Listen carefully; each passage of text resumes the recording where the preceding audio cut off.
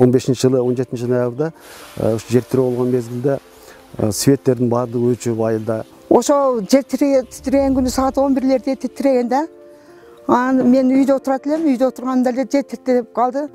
Ошондо эле билбей калгам, өзүм ооруп аткан малым эле да. Ошондон кийин аны кондейлерди берди. Ачыкта калдык эле, кондейлерди берип, кондейлерде отурдук. Контейнерде 1 жыл отурдук. Майрата фондуна биз негизинен ушу алсыз үй бүлөлөрдү колдогон үчүн 6 үй бүлөгө бекер ушул даяр ичиндеги жашоо шарты ылайыкталган. Даже ичиндеги үй бүлөлүк баягы печ, меч. Ошолор менен камсыз болуп бардыгы. Ушу Ысмайыл атанын фонд менен эми Кудайга шүгүр. Ушунун эсебинен канча нерселер келди, канча продукция келди,